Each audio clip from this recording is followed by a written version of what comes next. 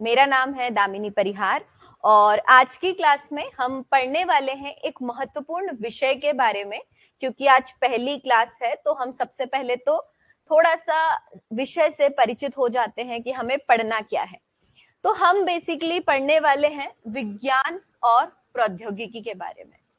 अब देखो, विज्ञान एवं प्रौद्योगिकी, इसको अगर हम देखें तो ये हमारे सिलेबस में प्रीलिम और मेंस दोनों में है।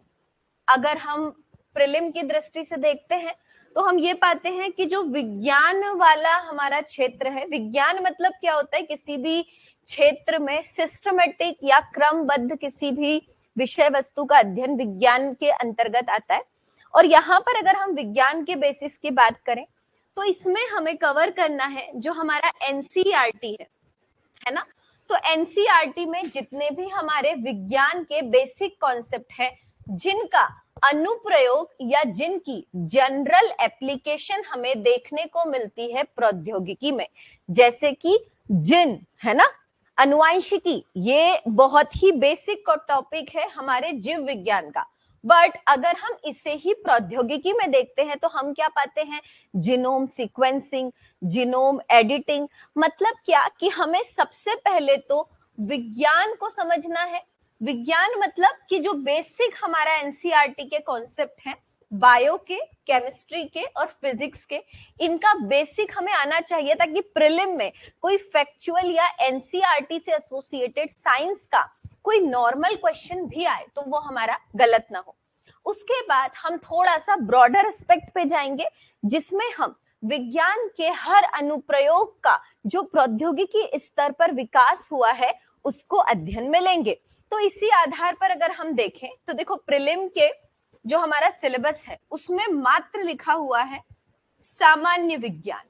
अब वो ऐसा कहते हैं ना कि जब किसी विषय को बहुत ही बोला जाए कि विस्तृत रूप से हमें बता दिया जाता है या विस्तृत रूप से हमें बता दिया जाता है कि ये पढ़ना है, तब हमारे पास क्लैरिटी ज्यादा होती है कि हाँ ये पढ़ना है, ये नहीं पढ़ना है। बट अभी जो हमारा यूपीएससी का सिलेबस है प्रिलिमिनरी का, उसमें बस ये लिखा हुआ है at the end of the syllabus सामान्य विज्ञान।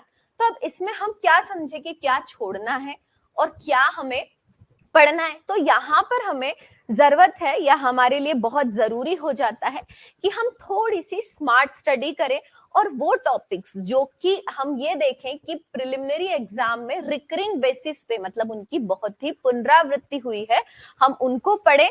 और कोई भी अगर ऐसा हमारे पास जनरल टॉपिक है जिसका क्या हो रहा है, तकनीकी के क्षेत्र में, प्रौद्योगिकी के क्षेत्र में विकास हो रहा है, उसे हमें पढ़ना है। तो हमारी पढ़ने की अप्रोच क्या रहेगी, सबसे पहले तो हम विज्ञान में पढ़ेंगे जीव विज्ञान को, और जीव विज्ञान के बाद हम जीव विज्ञान से जुड़ा जितना भी प्रौद्योगिकी स्तर पर विकास हुआ है उसे पढ़ेंगे। उसके बाद अगर हम केमिस्ट्री और फिजिक्स की बात करें, रसायन विज्ञान और भौतिक विज्ञान की, तो यहाँ पर जो एनसीईआरटी के जनरल टॉपिक हैं इनसे थोड़ा क्वेश्चंस कम आते हैं प्रिलिमिनरी एग्जाम में। तो हम सिर्फ इंपॉर्टेंट जो हमारे टॉपिक है इन्हें टच करेंगे, और उन्हें टच करने के बाद हम क्या करेंगे, हम उससे एसोसिएटेड जितना भी प्रौद्योगिकी के स्तर पर, यहाँ पर एक मात्रा कम थी, प्रौद्योगिकी के स्तर पर जो विकास हुआ है उसको हम स्टडी में लेंगे। उसके बाद हम पढ़ेंगे अंतरिक्ष विज्ञान, स्पेस टेक्नोलॉजी को। स्पेस टेक्नोलॉजी के बाद हम जितना भी प्रौद्योगिकी के क्षेत्र में अदर डेवलपमेंट हुए हैं, जो अन्य विकास हुए हैं, उनको चर्चा में लेंगे। तो हमारा ये जो साइंस एंड टेक्नोलॉजी को पढ़ने का तरीका होगा ये इंटीग्रेटेड होगा, मतलब एकीकृत रूप में हम यहाँ पर अध्ययन करेंगे, जिसमें हम स्टैटिक और डायनामिक, करंट और स्टैटिक दोनों पोर्शन को पैरेलली पढ़ने वाले हैं। ठीक है, तो जो सबसे पहला हमारा आज टॉपिक है जिसे हम पढ़ेंगे, क्योंकि आज हमारी फर्स्ट क्लास है, इसका मतलब ये तो है नहीं कि हम कुछ नहीं पढ़ेंगे, है ना। पूरा सिलेबस तो डिस्कस कर नहीं सकते यहाँ पर, क्योंकि बहुत ही अब्रप्टली लिखा हुआ है यूपीएससी के सिलेबस में सिर्फ सामान्य विज्ञान। तो हम यहाँ से ऐसा अजम्पशन नहीं लगा सकते कि क्या पढ़ना है क्या छोड़ना है, हमें यहाँ पर स्मार्ट स्टडी के बेसिस पे पढ़ना स्टार्ट करना है। तो आज हम एक छोटा सा टॉपिक डिस्कस करते हैं जो कि है कोशिका। अब जब हम बात करते हैं किसकी, कोशिका की, तो आपको तो पता ही है कि कोशिका क्या होती है। कोशिका जो है हमारे जीवन की मूलभूत इकाई है। अब अगर हम बोल रहे हैं कि ये हमारे जीवन की मूलभूत इकाई है, तो इसका मतलब क्या है? इसका मतलब ये है कि जो हमारे जीवन या हमारे शरीर का निर्माण होता है ना? तो शरीर के निर्माण की प्रारंभिक इकाई को हम क्या बोलते हैं? कोशिका बोलते हैं। अब ये हमारे शरीर के निर्माण की क्या है? प्रारंभिक इकाई है। मतलब क्या कि जो सबसे पहला विकास होगा किसी भी जीवधारी के विकास के चरण में, है ना, चाहे वो कोई भी हो, चाहे वो प्लांट बॉडी हो या एनिमल बॉडी हो, चाहे वो क्या हो, पादप हो या जंतु हो, दोनों के विकास में जो प्रारंभिक इकाई का विकास होता है वो कहलाती है कोशिका। अब अगर हम देखें कि ये जो कोशिका है बेसिकली ये करती क्या है मानव शरीर में, इसका महत्व क्या है? तो देखो, सबसे पहले तो ये जो कोशिका है ये मानी जाती है कि ये हमारी बॉडी की फंक्शनल यानी कार्यात्मक, स्ट्रक्चरल यानी संरचनात्मक,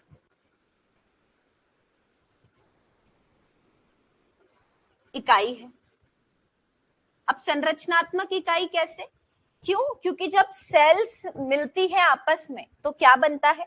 तो बनता है टिश्यू, जिसे हम क्या बोलते हैं? ऊतक। ऊतक जब आपस में मिलते हैं तब हम उसे क्या कहते हैं? ऑर्गेनल, है ना? और ऑर्गन जब आपस में मिलते हैं तो उसे क्या बोला जाता है? Organ system. ऑर्गन सिस्टम मतलब जीव तंत्र, और इस जीव तंत्र को ही क्या बोला जाता है? कोई जीवधारी कहलाता है। अब यहाँ पर 2-3 बार हमने एक शब्द बोला है जो कि जीवधारी। अब जीवधारी मतलब क्या होता है? चलो थोड़ा सा समझते हैं। जीवधारी मतलब हर वो इकाई जिसमें जीवन है।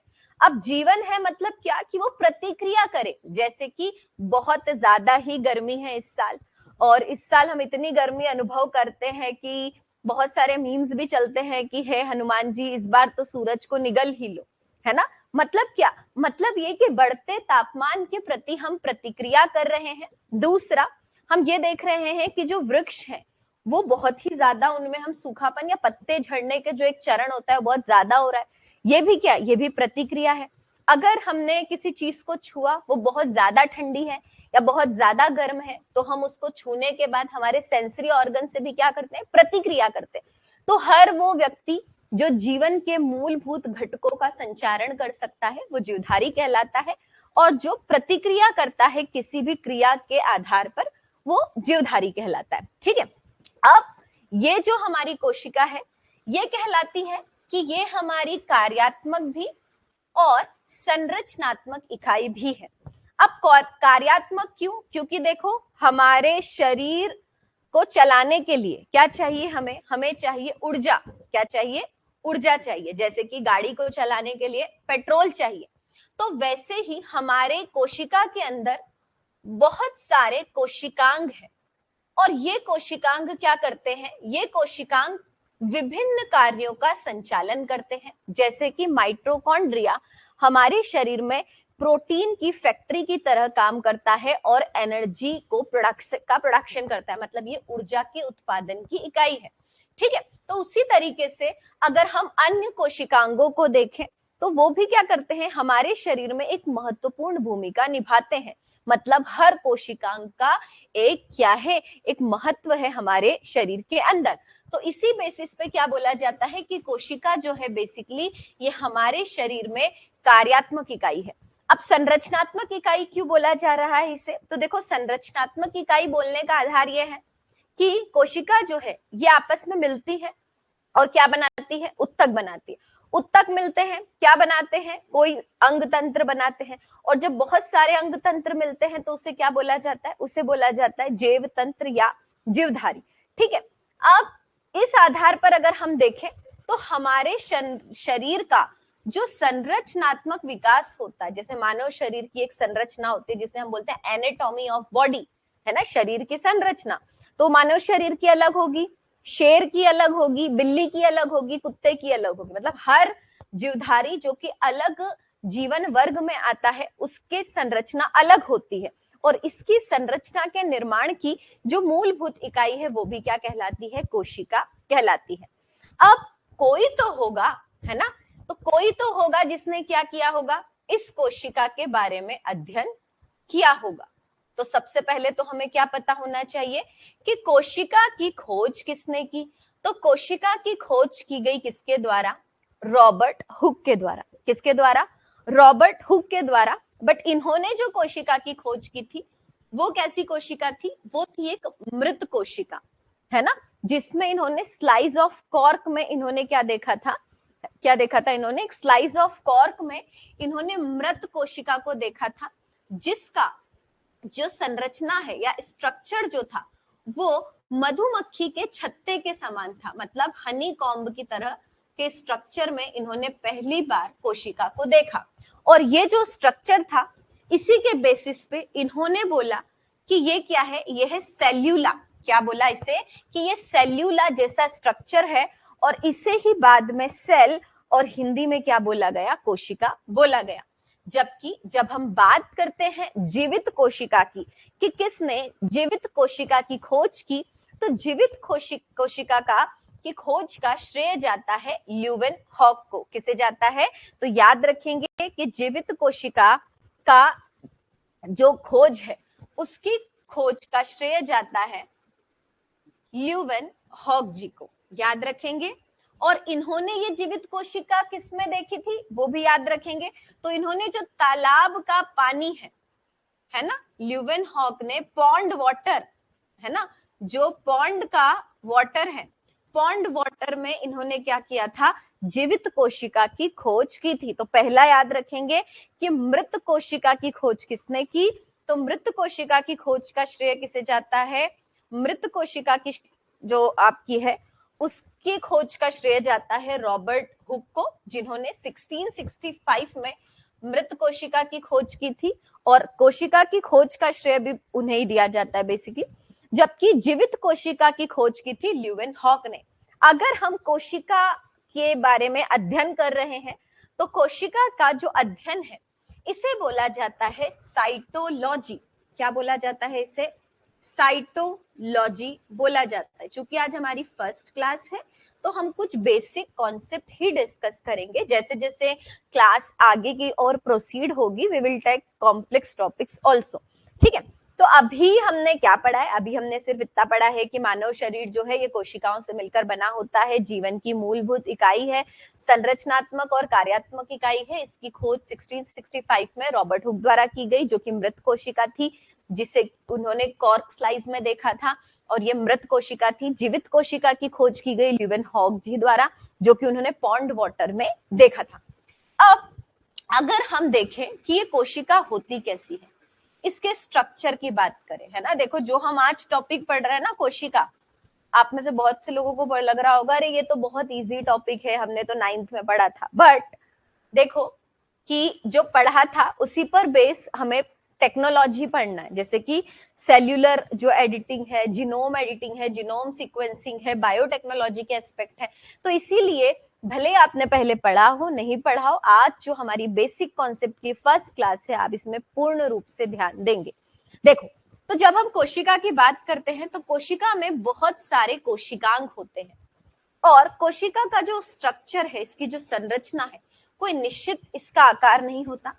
इसकी एक झिल्ली होती है, उस झिल्ली पर इस तरीके के पोर्स होते हैं, है ना, छिद्र युक्त ये झिल्ली होती है, जिसे बोला जाता है कोशिका झिल्ली, है ना। अब अगर हम बात करें कोशिका झिल्ली की, है ना, अभी हमने कोशिका क्या होती है बेसिक तो समझ लिया।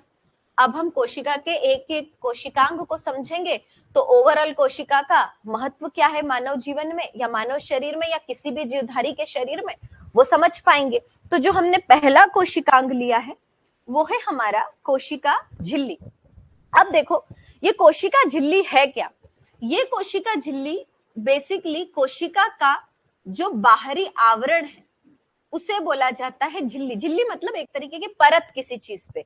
तो ये एक कोशिका को दूसरी कोशिका से अलग करने वाली झिल्ली कोशिका झिल्ली कहलाती है, जो कि मुख्य रूप से कैसी होती है, ये अर्ध परागम्य होती है। अर्ध परागम्य मतलब सेमी परमिएबल होती है। सेमी परमिएबल मतलब क्या, कि यह जो झिल्ली है ये निर्धारित करती है कि कौन सा पदार्थ कोशिका के अंदर प्रवेश करेगा और कौन सा पदार्थ कोशिका से बाहर की ओर जाएगा, क्या निर्धारित करती है?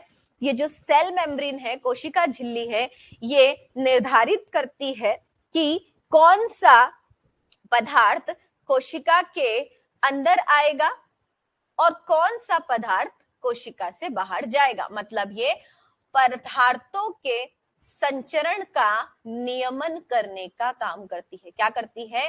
ये कोशिका के अंदर पदार्थों का संचरण कर कोई नियमन का काम करती है। साथ ही साथ यह कोशिका में जो मूवमेंट हो रहे हैं, है ना, कोशिका में जो मूवमेंट होते हैं, सेल मूवमेंट को भी रेगुलेट करती है। मतलब कोशिका में जो क्या हो रहा है, मूवमेंट, उसको भी ये क्या करेगी, उसका भी नियंत्रण करने का काम करेगी। अब ये सेमी परमिएबल है नेचर में, तो ये क्या करेगी, बहुत सारे लिपिड्स, है ना, प्रोटीजिनस सब्सटेंस, नाइट्रोजिनस सब्सटेंस को टाइम टू टाइम लेगी और टाइम टू टाइम वहां से उसे एक्सट्रैक्ट आउट भी करेगी। अब कैसी है ये डबल सिंगल मेम्ब्रेन है ना, एक परती है और क्या करती है, पदार्थों के संचरण का निर्धारण करती है। उसके बाद अगर हम कोशिका के दूसरे महत्वपूर्ण कोशिकांग की बात करें तो ये है हमारा नाभिक। तो सबसे पहली बात तो ये आ जाती है कि ये जो नाभिक होता है ना, जब हम कोशिका के नाभिक के स्तर पर बात करते हैं तो नाभिक ऐसा माना जाता है कि कोशिका के अंदर सबसे बड़ा कोशिकांग, क्या, कि जो सबसे बड़ा कोशिकांग है वो है हमारा नाभिक। अब इस नाभिक को क्या बोला जाता है? इस नाभिक को बोला जाता है कोशिका का मस्तिष्क, ब्रेन ऑफ सेल बोला जाता है, या इसे हम बोलते हैं कोशिका का मस्तिष्क। क्या बोलते हैं हम इसे बोलते हैं कोशिका का मस्तिष्क। अब मस्तिष्क है मतलब क्या, हमारे शरीर में भी मस्तिष्क है ना। अब ये मस्तिष्क करता क्या है, मस्तिष्क हमें इंस्ट्रक्शन देता है कि अगर चींटी काटी है तो देख लो आपको दर्द हो रहा होगा, उसका सिग्नल देती है ना। तो ये क्या करता है, ये सिग्नल देता है हमारा ब्रेन हमारे बॉडीली ऑर्गन को, और उसी के हिसाब से हमारे बॉडी के ऑर्गन्स जो है वो एग्जीक्यूट करते हैं। तो नाभिक का काम क्या होता है, यह कोशिका को सिग्नल, कोशिका को सिग्नल अथवा संकेत देता है। अब क्या संकेत देता है, अब ये संकेत क्या देता है वो समझते हैं। देखो, ऐसा आपको पता ही होगा, ऐसा सभी को पता है कि जो हमारा मानव शरीर है या कोई भी जीवधारी का शरीर है, उस शरीर में कई कोशिकाएं विकसित होती हैं पल भर में और कई कोशिकाएं मर जाती है। मतलब ये कोशिकाओं का निर्माण और कोशिकाओं का सृजन, क्रिएशन और डेथ, ये पैरेलल होने वाली घटना है। मतलब ये समानांतर रूप से चलने वाली एक घटना है। तो सबसे पहला तो संकेत क्या देगा कि कोशिका क्या हो, विकसित हो। विकसित हो मतलब क्या, ये ग्रो करे। उसके बाद ये देता है सिग्नल कि ये मैच्योर हो जाए, है ना, पूर्ण विकसित हो जाए, पूर्ण विकास हो जाए। और मैच्योर होने के बाद जब ये बूढ़ी हो जाए, मतलब क्या हो जाए, जब कोशिका एज्ड हो जाए, जब इसकी क्या हो जाए, ये कोशिका जब बूढ़ी हो जाए, तो नाभिक न्यूक्लियस सिग्नल देता है कि आप अब अपने आप को खत्म कर लो या डेथ, या क्या करो, मृत हो जाओ। तो कोशिका जो है बेसिकली ये सिग्नल पर काम करती है। जो सिग्नल किससे मिलते हैं कोशिका को, नाभिक से मिलते हैं। अब नाभिक क्या सिग्नल देता है, नाभिक सिग्नल देता है कि to grow, to mature and to get died. क्या सिग्नल देता है, to grow, to mature and to die. अब देखो इस स्ट्रक्चर को, अब जब हम देखते हैं तो ये डबल लेयर्ड स्ट्रक्चर है। तो सबसे पहला हमें क्या याद रखना है कि जो नाभिक है वो कोशिका को सिग्नल देता है। इसकी संरचना कैसी है? इसकी संरचना ऐसी है कि ये द्विआवरण है। द्विआवरण मतलब ये डबल लेयर्ड स्ट्रक्चर है। कैसा है ये डबल लेयर्ड स्ट्रक्चर है। और इसके अंदर क्या होता है? तो इसके अंदर समाहित होता है या इसके अंदर भरा हुआ होता है न्यूक्लिक एसिड। क्या भरा होता है इसके अंदर? न्यूक्लिक एसिड भरे होते हैं। न्यूक्लिक एसिड मतलब आरएनए और डीएनए यहां पर होता है। अब यहां पर एक और द्रव्य होता है जिसके अंदर न्यूक्लिक एसिड के थ्रेड्स होते हैं।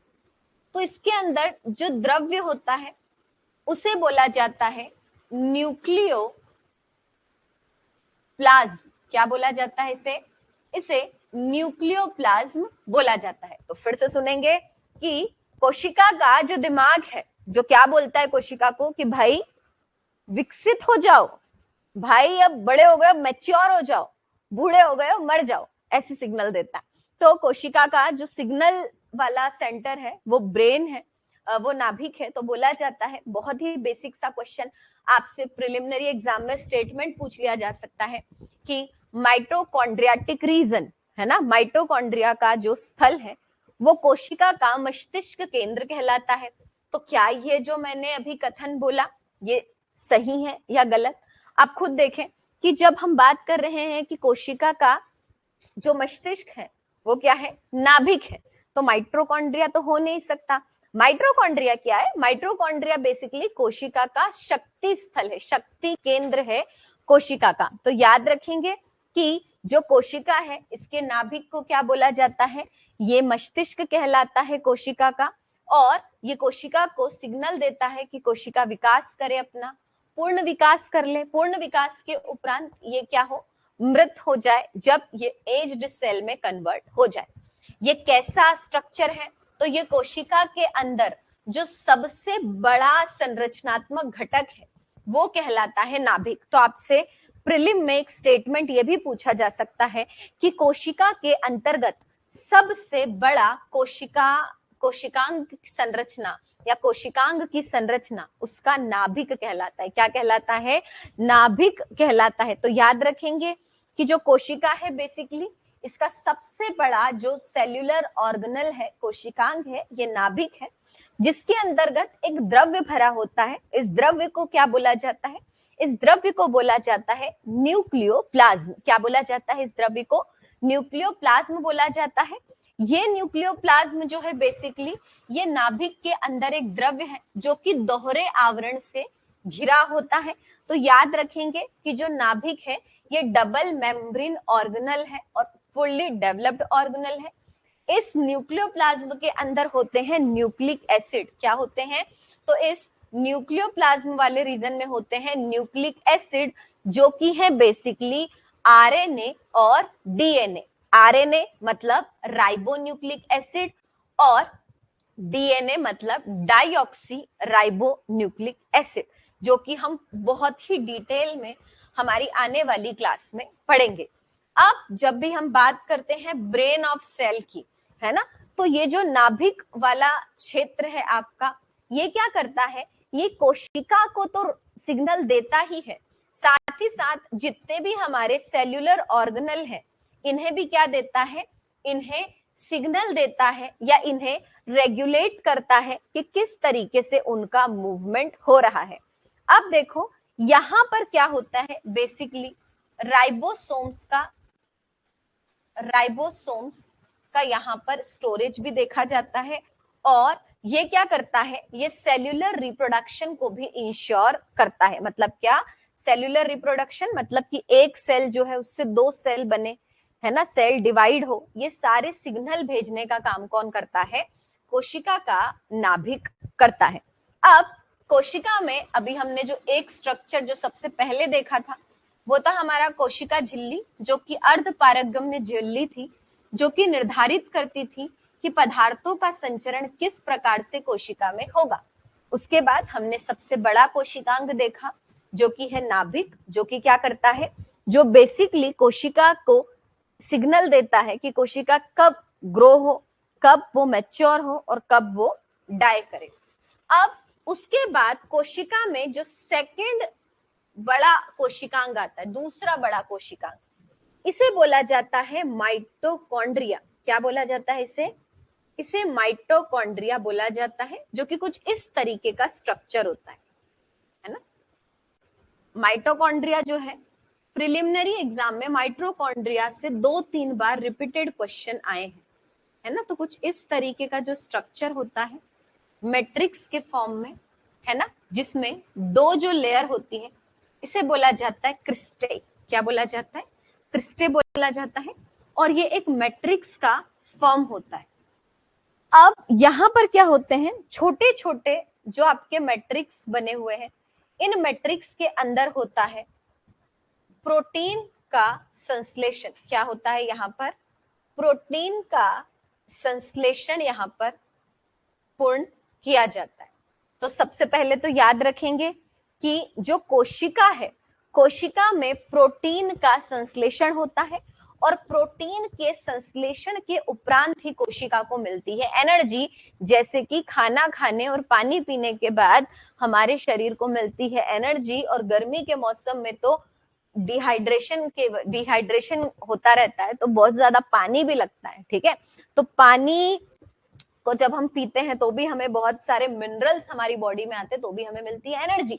उसी तरीके से अगर हम कोशिका की बात करें तो कोशिका को जो एनर्जी चाहिए वो कैसे मिलती है? जब राइबोसोम्स से। किससे?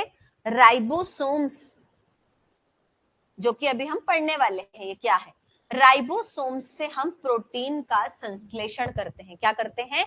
जब हम राइबोसोम्स से प्रोटीन का संश्लेषण करते हैं तो उससे क्या होता है? उससे कोशिका के अंतर्गत ऊर्जा का उत्पादन होता है। क्या होता है यहाँ पर? ऊर्जा का उत्पादन होता है। और ये ऊर्जा का उत्पादन होता है एटीपी के फॉर्म में। एटीपी का फुल फॉर्म होता है एडिनो ट्राई फॉस्फेट। क्या नाम होता है इसका? इसका नाम होता है एडिनो ट्राई फॉस्फेट। तो एटीपी के रूप में ऊर्जा का उत्पादन करता है माइटोकॉन्ड्रिया, और इसीलिए इसे बोला जाता है कोशिका का शक्ति केंद्र। क्या बोला जाता है? कोशिका का शक्ति केंद्र कहलाता है। अब अगर ये कोशिका का शक्ति केंद्र है तो किसी ना किसी ने तो इसकी खोज की होगी। तो जो माइटोकॉन्ड्रिया है, इसकी खोज का श्रेय जाता है अल्टमैन को। किसको जाता है? अल्टमैन को जाता है, जिन्होंने इन द ईयर 1886 क्या किया था? कोशिका की खोज की थी। क्या किया था इन्होंने? कोशिका के अंतर्गत माइटोकॉन्ड्रिया की खोज की थी। अब अगर हम माइटोकॉन्ड्रिया की बात करें तो ये माना जाता है कि ये वो स्थान है, वो जो हमारा माइटोकॉन्ड्रियाटिक रीजन है, ये वो स्थान है जहां पर कोशिका के अंतर्गत श्वसन होता है। तो ये कोशिका का श्वसन स्थल भी है। ये रेस्पिरेटरी यूनिट ऑफ सेल कहलाती है। क्या कहलाती है? ये रेस्पिरेटरी यूनिट ऑफ सेल कहलाती है। तो याद रखेंगे कि कोशिका का जो श्वसन स्थल है, जो रेस्पिरेटरी यूनिट है, उसे भी क्या कहा जाता है? उसे भी आपका माइटोकॉन्ड्रिया बोला जाता है।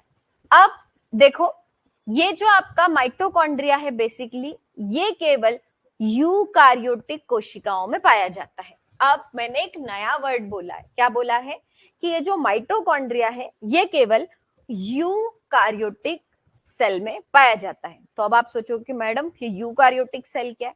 तो देखो, जब भी हम कोशिका की बात करेंगे तो कोशिका हम 2 प्रकार में देखते हैं। एक होता है प्रोकार्योटिक, है ना, एक होता है प्रोकार्योटिक और एक होती है यूकार्योटिक।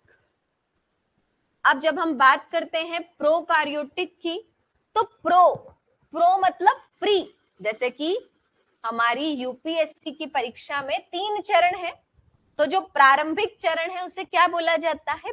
Preliminary exam. तो उसी तरीके से यहां पर जो प्रो है, प्रो का मतलब होता है प्रारंभिक, अब उसी तरीके से अगर हम पढ़ रहे हैं बायो में भी सेल के बारे में, मतलब अभी हम भी हमारे अध्ययन में प्रारंभिक स्तर पर है, तो प्रारंभिक स्तर पर क्या कोई भी घटक, नहीं हम कोशिका की बात नहीं करें, कोई भी, है ना, आप बच्चा पैदा होते ही तो एकदम उसमें सारी बुद्धि नहीं आ जाती ना, उसे भी हमें ABCD अनाराम गिनती पहाड़े सब सिखाने पड़ते हैं। उसी तरीके से यहाँ पर जब हम सेल को देखते हैं तो हम पाते हैं कि सेल भी दो प्रकार की है, एक है प्रोकार्योटिक और एक है यूकार्योटिक। प्रो मतलब वो सेल जो कि प्रारंभिक स्तर पर ही है। प्रारंभिक स्तर पर क्या किसी भी चीज का पूर्ण विकास हो सकता है? तो अगर हम इस चीज का हम लॉजिकली आंसर देखें तो प्रारंभिक स्तर पर जो होता है वो पूर्ण रूप से विकसित नहीं होता। तो प्रोकार्योटिक वो हमारी कोशिका होती है जो पूर्ण रूप से विकसित नहीं होती, प्रारंभिक स्तर पर होती है। इसमें जो कोशिकांग है वो पूर्ण रूप से उपस्थित नहीं होते, तो इसमें कोशिकांग का अभाव होता है। और डीएनए जो है वो उसका एक धागा केवल पड़ा होता है ना। डीएनए और आरएनए पढ़ेंगे अभी, पर प्रोकार्योटिक में इतना समझ लो कि यहाँ पर डीएनए एक धागे के समान होता है जिस पर भी कोई आवरण नहीं होता, और यहाँ पर नाभिक भी मौजूद नहीं होता। मतलब कि जो न्यूक्लियस है जिसके बारे में भी हमने पढ़ा कि ये ब्रेन ऑफ सेल कहलाता है, तो ये न्यूक्लियस भी केवल जो हमारी यूकार्योटिक सेल है उनमें पाया जाता है, और साथ ही साथ जो माइटोकॉन्ड्रिया है ये भी केवल यूकार्योटिक सेल में पाया जाता है। अब बात करते हैं हम यूकार्योटिक की। तो यू मतलब होता है ट्रू, ट्रू मतलब पूर्ण। तो ये वे कोशिकाएं हैं जो पूर्ण रूप से विकसित हैं, है ना। कैसी है ये वे कोशिकाएं हैं जो पूर्ण रूप से विकसित हैं। अब पूर्ण रूप से अगर कोई विकसित है तो उसमें सारे कोशिकांग उपस्थित होंगे। बनी बात है कि यहाँ पर सारे कोशिकांग जो हैं वो उपस्थित रहते हैं। याद रखेंगे कि ये पूर्ण रूप से विकसित होती हैं, सारे कोशिकांग उपस्थित होते हैं, और द्विआवरण युक्त मतलब जो डबल लेयर्ड ऑर्गेनल्स है, द्विआवरण जो कोशिकांग है वो भी यहाँ पर पूर्ण रूप से विकसित देखे जाते हैं। तो याद रखेंगे, क्या याद रखना है कि कोशिका जो है वो दो प्रकार की होती है, प्रोकार्योटिक यूकार्योटिक। प्रो मतलब प्रारंभिक, जो कि नया नया है, जो कि नए नए स्तर पर है, और चूंकि नए नया होता है कुछ भी तो वो थोड़ा सा कच्चापन होता है उसमें, है ना। तो ये पूर्ण रूप से विकसित नहीं है, यहाँ पर बहुत सारे कोशिकांगों का अभाव है। डीएनए एक धागे के रूप में है और इस पे भी कोई आवरण नहीं है, जबकि यहाँ पर जितने भी कोशिकांग है जो हम पढ़ने वाले हैं वो पूर्ण रूप से विकसित है। ये वापस से पढ़ेंगे। अभी हम बैक टू द पॉइंट आते हैं। हम माइटोकॉन्ड्रिया पढ़ रहे थे, तो जो माइटोकॉन्ड्रियाटिक हमारा रीजन है, या जो माइटोकॉन्ड्रिया हमारा कोशिका के अंदर होता है, ये बेसिकली वो क्षेत्र है जो कि हम ये देखते हैं कि केवल यूकार्योटिक कोशिकाओं में पाया जाता है। तो अगर आपसे प्रीलिम में पूछा जाए कि माइटोकॉन्ड्रिया कोशिका, दोनों कोशिकाओं, या ऐसा क्वेश्चन आपसे स्टेटमेंट बन सकता है कि माइटोकॉन्ड्रिया प्रोकार्योटिक व यूकार्योटिक दोनों प्रकार की कोशिका क्षेत्रों में या कोशिकाओं में उपस्थित रहता है। तो क्या ये स्टेटमेंट सही है या गलत, ये आप बताएं। देखो, अभी हमने पढ़ा कि जो हमारा प्रोकार्योटिक रीजन होता है ये ऐसा रीजन होता है जो पूर्ण रूप से विकसित नहीं होता, यहाँ पर कोशिकांगों का अभाव होता है, डीएनए एक धागे के रूप में पड़ा होता है, और जितने भी द्विआवरण युक्त कोशिकांग है ना, जितने भी द्विआवरण युक्त कोशिकांग है यहाँ पर कैसे होते हैं, अनुपस्थित होते हैं। अब अगर हम कोशिका में माइटोकॉन्ड्रियाटिक रीजन की बात करें तो ये भी डबल लेयर्ड ऑर्गेनल है, मतलब ये भी द्विआवरण युक्त कोशिकांग है, जो कि हम ये पाते हैं कि जो प्रोकार्योटिक है उनमें अनुपस्थित रहता है, जबकि यूकार्योटिक जो हमारे कोशिका होती है उनमें ये प्रेजेंट होता है। अब अगर हम बात करें ये क्या करता है, ये हमारे शरीर में बर्न करता है शुगर को। क्या करता है? शुगर को बर्न करता है। अब शुगर मतलब ग्लूकोज, ग्लूकोज की बर्निंग होती है जब भी हम खाना खाते हैं। रोटी में क्या है? कार्बोहाइड्रेट है। चावल में क्या है? कार्बोहाइड्रेट है। तो जब हम कार्बोहाइड्रेट की कंटेन करते हैं तो उससे हमें high amount of energy receive होती है, बहुत सारी शक्ति मिलती है ताकि हमारा शरीर काम कर सके। तो ये क्या करता है कि जो हमने शुगर को कंज्यूम किया उसके ये ब्रेक डाउन करता है, उसे बर्न करता है, और उसकी बर्निंग के दौरान ही ये क्या करता है? ये ऊर्जा का उत्पादन करता है। तो काम क्या है कि जो भी हम शुगर कंटेन कर रहे हैं, जो भी हम एनर्जी को कंज्यूम कर रहे हैं, जो भी हम फूड कंज्यूम कर रहे हैं, उसमें जो शुगर का कंटेन है, जो शक्कर की मात्रा है, उसको जलाकर ये क्या करता है? ये ऊर्जा का उत्पादन करता है। और इसीलिए इसे क्या बोला जाता है? इसीलिए इसे पावर हाउस ऑफ सेल या कोशिका का शक्ति केंद्र कहा जाता है। क्या कहा जाता है इसे? कोशिका का शक्ति केंद्र कहा जाता है। अब देखो, एक होता है हमारा कोशिका द्रव्य। क्या नाम है हमारा? जो हमारा तीसरा हम कोशिका से जुड़ा घटक पढ़ रहे हैं वो है कोशिका द्रव्य। अब ये हमारा कोशिका का, जैसे ये घर का बाहरी दीवारें हैं, है ना। अगर हमने ऐसा सिर्फ घर बना दिया कि ये हमारे घर का प्लॉट का एरिया है और इस प्लॉट के एरिया में हमने यहाँ दीवारें उठा दी, अंदर कुछ भी नहीं बनाया, ना किचन बनाया, ना लेट बाथ बनाया, ना हमने कमरे बनाए, ना हॉल बनाया, कुछ भी नहीं बनाया, तो आपको समझ ही नहीं आएगा कि कहाँ खाना बनाना है, कहाँ सोना है ना। बहुत डिस्टरबेंस हो जाएगी दिमाग में, है ना। तो उसी तरीके से अगर हम सिर्फ कोशिका में ऐसा ढांचा होता और अंदर कुछ नहीं होता तो बोलते अरे तो खोखला पड़ा है, बट ऐसा है नहीं। कोशिका के अंदर बहुत सारे कोशिकांग हैं, जैसे कि नाभिक, जैसे कि माइटोकॉन्ड्रिया, जैसे कि एंडोप्लाज्मिक रेटिकुलम जो कि नेटवर्क होता है एक। उसके बाद हम देखते हैं rough ER and smooth ER, जो कि क्या करती है? जो कि प्रोटीन सिंथेसिस में काम आती है। उसके अलावा भी बहुत सारे हमारे ऑर्गेनल हैं, जैसे कि गोल्जी बॉडी। अब देखो, ये जितने भी ऑर्गेनल है ये किसके अंदर है? ये कोशिका की झिल्ली के अंदर है। और नाभिक, जब हम जंतु कोशिका की बात कर रहे हैं उस क्षेत्र केस में जो नाभिक है वो बिल्कुल सेंटर में लोकेटेड है। अब यहाँ पर ये जितने भी कोशिकांग है वो सस्पेंडेड है कोशिका के अंदर, मतलब कोशिका के अंदर पड़े हुए हैं। तो ये जो पड़े हुए हैं बेसिकली ये तैरते रहते हैं। किसके अंदर तैरते रहते हैं? तो एक द्रव्य होता है जो कोशिका के अंदर भरा होता है। क्या होता है? एक द्रव्य होता है जो कोशिका के अंदर भरा होता है, जिसे बोला जाता है साइटोप्लाज्म। क्या बोला जाता है? इस द्रव्य को बोला जाता है साइटोप्लाज्म। और इस साइटोप्लाज्म के अंदर क्या होते हैं? सारे कोशिकांग तैरते हैं। क्या करते हैं? सारे कोशिकांग तैरते हैं। जबकि जो हमारा न्यूक्लियस है इसके अंदर जो लिक्विड है ये क्या कहलाता है? तो कोशिका के अंदर जो नाभिक के अंदर जो लिक्विड है ये कहलाता है आपका न्यूक्लियोप्लाज्म। क्या होता है ये? न्यूक्लियोप्लाज्म। कोशिका के अंदर जो द्रव्य भरा है ये क्या कहलाता है? साइटोप्लाज्म कहलाता है। अब देखो, दोनों में कॉमन वर्ड क्या आ रहा है? दोनों में आ रहा है प्लाज्म।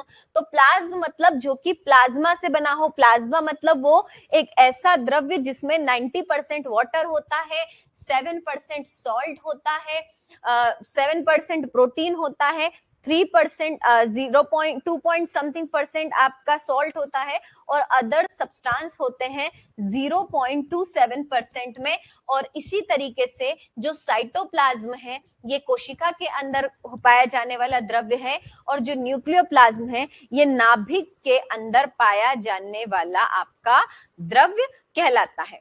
अब देखो, एक होता है लाइसोसोम। क्या होता है? याद रखेंगे, माइटोकॉन्ड्रिया के बाद हमने पढ़ा है कोशिका द्रव्य।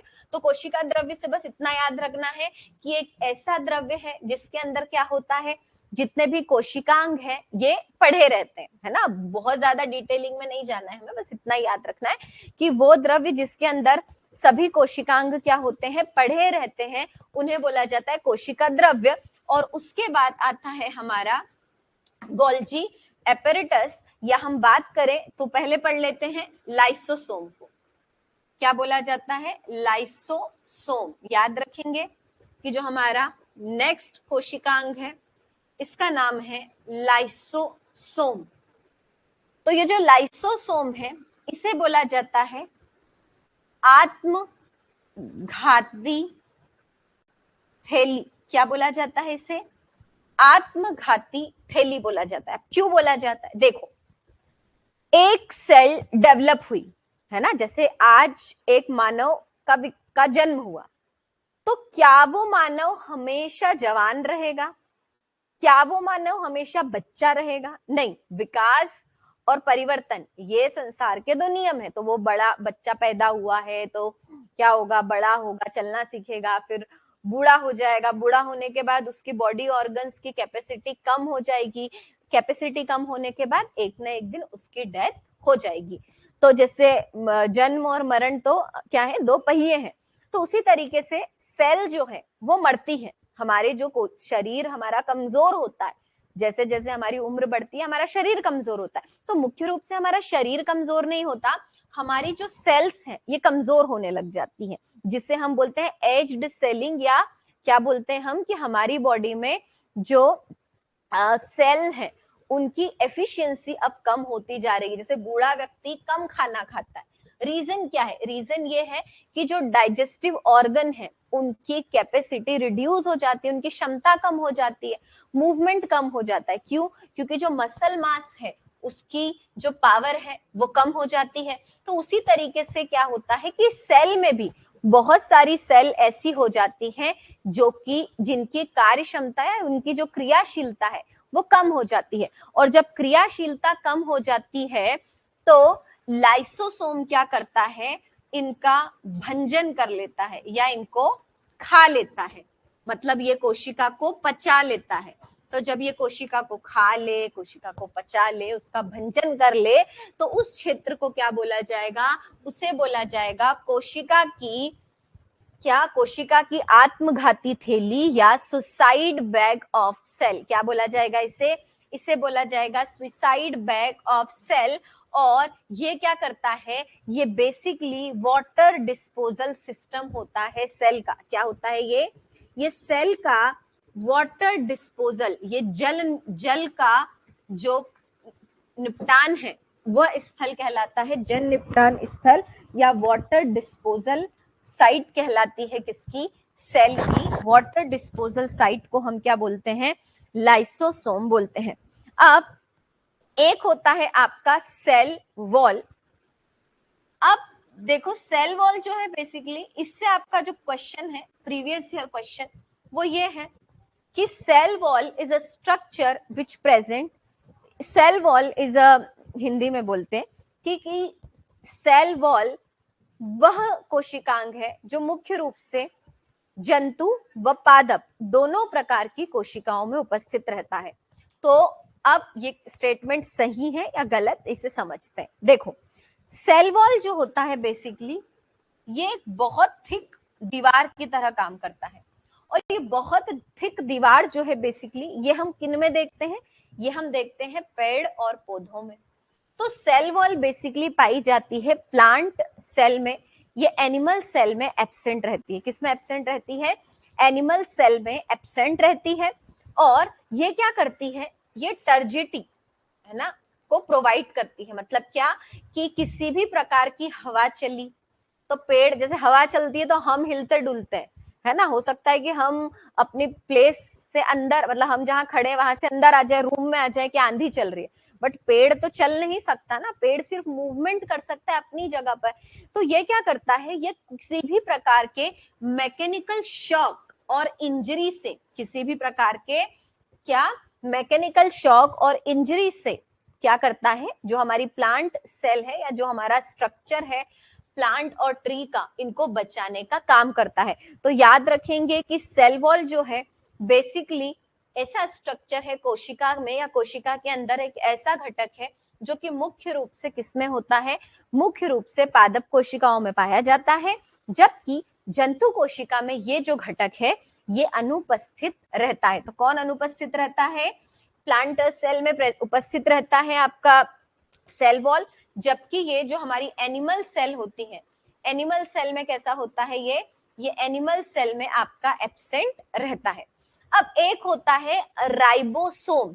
तो राइबोसोम बेसिकली छोटे छोटे आपके सब्सटेंस होते हैं, ये छोटे छोटे आपके छिद्रनुमा घटक होते हैं सेल के अंदर, जिसके अंदर प्रोटीन भरा होता है, और इसी प्रोटीन को क्या करती है, सिंथेसिस करता है माइटोकॉन्ड्रिया। क्या करता है ये माइटोकॉन्ड्रिया जो है बेसिकली ये राइबोसोम में जो आपके छोटे छोटे वॉक्यूल्स है, इनसे क्या करता है, प्रोटीन को निकाल के इसका संश्लेषण करता है। तो इस हिसाब से अगर आपसे प्रीलिम में पूछा जाए क्या राइबोसोम कोई कोशिकांग है, तो कोशिकांग जब हम बोलते हैं तो उसका पूरा स्ट्रक्चर होना चाहिए, ये पूर्ण रूप से विकसित स्ट्रक्चर नहीं है, इसीलिए ऐसा बोला जाता है कि राइबोसोम जो है ये कोशिका का अपूर्ण अंग है। कैसा है ये अपूर्ण अंग है, और ये क्या है, ये प्रोटीन सिंथेसिस की मेजर लोकेशन है ना। प्रोटीन सिंथेसिस को, जहां से हम प्रोटीन का सिंथेसिस करते हैं, उसका जो केंद्र स्थल है वो कहलाता है आपका राइबोसोम। तो इसे याद रखेंगे कि ये प्रोटीन के संश्लेषण का कार्यकारी स्थल है, ये पूर्ण रूप से विकसित अंग नहीं है, इसीलिए कई बार इसे क्या बोला जाता है, इसे अपूर्ण विकसित कोशिकांग या अपूर्ण कोशिकांग की संज्ञा दी जाती है। तो आज की क्लास में हमने क्या पढ़ा, देखो आज की क्लास में हमने बेसिक्स पढ़े हैं, हमने एक टॉपिक को डिस्कस किया है कि हमें किस तरीके से पढ़ना है, और साथ ही साथ हमारा जो कल की क्लास होगी उसमें भी हम इसी का क्या करेंगे, इसी को कल हम कैरी ऑन करेंगे। कल की क्लास में हम थोड़ा सा पिक्टोरल फॉर्म में पढ़ेंगे, जिसमें आप पिक्चर्स के साथ पढ़ेंगे कि अगर हम माइटोकॉन्ड्रिया बोल रहे हैं तो वो कैसा दिखता है, माइटोकॉन्ड्रियाटिक सेल किसमें सबसे ज्यादा होती है, जैसे कि लिवर सेल में माइटोकॉन्ड्रियाटिक सेल जो है ये 1000 से 10,000 के बीच होती है, जबकि आरबीसी में माइटोकॉन्ड्रिया होता ही नहीं है। तो ऐसा भी प्रीलिम का एक क्वेश्चन है यूपीएससी का प्रीवियस ईयर कि माइटोकॉन्ड्रियाटिक सेल आरबीसी में नहीं होती। तो सही बात है, जो आरबीसी होता है रेड ब्लड कॉर्पस्कल, इनमें माइटोकॉन्ड्रियाटिक सेल नहीं होती। तो हमें क्या करना है, जितने भी हमने आज एक नॉर्मल डिस्कशन में सेल्यूलर ऑर्गेनल कोशिकांगों को पढ़ा है, इनसे पे बेस्ड जो भी हमारे प्रीवियस ईयर क्वेश्चन है उन्हें एक बार देखना है, और साथ ही साथ नए क्वेश्चन किस तरीके से फॉर्म हो सकते हैं उसकी स्टडी भी हम करेंगे। So that's all for today's class. Thank you very much. कितने बच्चे प्रेजेंट थे इसमें?